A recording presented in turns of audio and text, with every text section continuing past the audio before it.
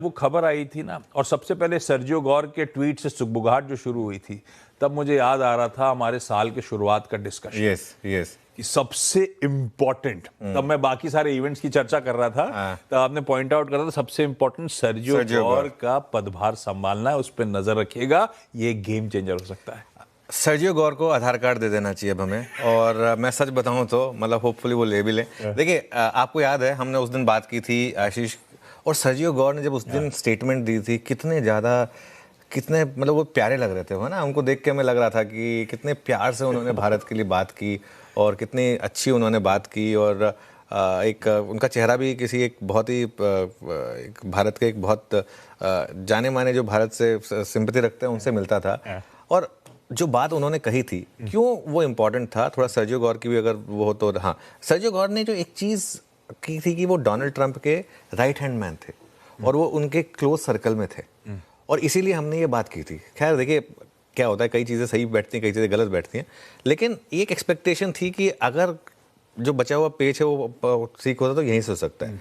और पीयूष गोयल जी, I think यहाँ पे देखिए ऑब्वियसली पूरी टीम है, तो पीयूष गोयल जी हमारे यहाँ से, वहाँ से सर्जियो गौर, एंड ऑब्वियसली दोनों देशों के राष्ट्राध्यक्ष प्रेसिडेंट ट्रंप और प्राइम मिनिस्टर मोदी, और कहीं ना कहीं वो बॉन होमी हो रही थी।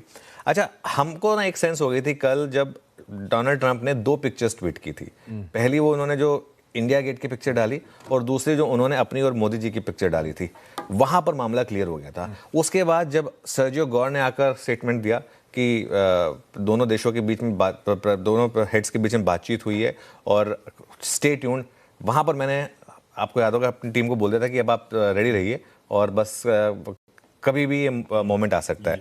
तो जिस चीज़ का इंतज़ार था, देखिए अच्छी चीज़ ना इंतज़ार के साथ आती है, और एक चीज़, हमारा टैरिफ सबसे कम है, हमारा टैरिफ 18% है। वियतनाम, बांग्लादेश, पाकिस्तान, जिन्होंने जाके जल्दी डील कर ली, उनसे कम टैरिफ है हमारा। तो पहली बात तो आज बहुत बड़ा हमारे लिए पॉजिटिव है। गिफ्ट निफ्टी देखिए 25,800 पर खुलने के संकेत दे रहा है। 25,893 फ्यूचर्स है, तो आप 25,800 मानकर चलें, और 24,700 पर आशीष बाजार में एक सॉर्ट ऑफ बॉटम बन चुका है।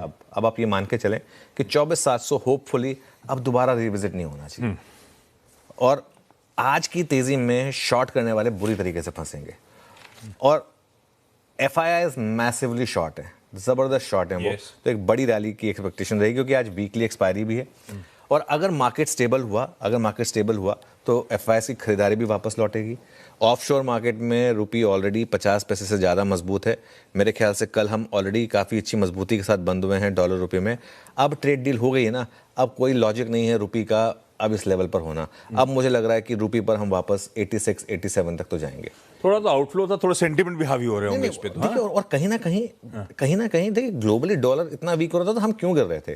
कहीं ना कहीं एक बात ये भी थी कि थोड़ा जानबूझकर रुपए को भी वीक रहने दिया गया था RBI द्वारा, ताकि एक्सपोर्टर्स को जो 50% टैरिफ की मार पड़ रही थी, उससे कम कुछ रियायत मिलती बाई करेंसी, क्योंकि अगर बाकी दुनिया की करेंसी स्ट्रांग है और हमारी करेंसी वीक है, तो उसका एक आर्बिट्राज देने की वहाँ पर ज़रूरत थी।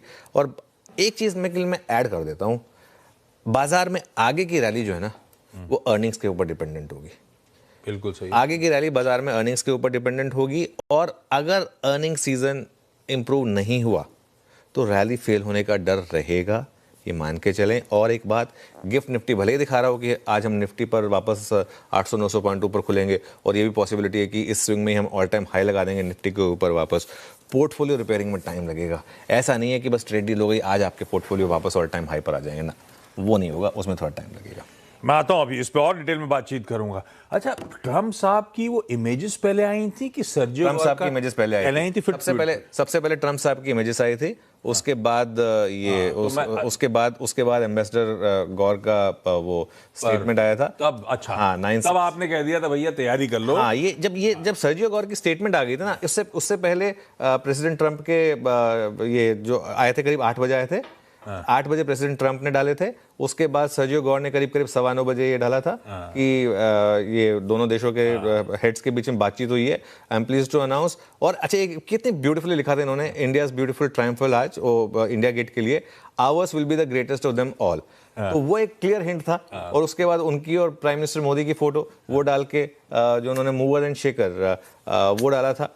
और और अच्छा एक और चीज़, दावोस सब गए थे लेकिन हमारे नेटवर्क ने सबसे काम की बात निकाली थी, प्रेसिडेंट ट्रंप से वो बात निकलवाई थी कि हम एक बहुत अच्छी ट्रेड डील के काफ़ी करीब हैं। हाँ। तो इसके लिए ये तो रिसेंटली जो थोड़ा बजट में एसटीटी आ गया ना, उसने मामला ख़राब कर दिया था, वरना सच बताऊँ ना तो मार्केट तो कुछ साइन पहले ही दिखा रहा था कि थोड़ा सा हम बॉटम के करीब थे बेसिकली।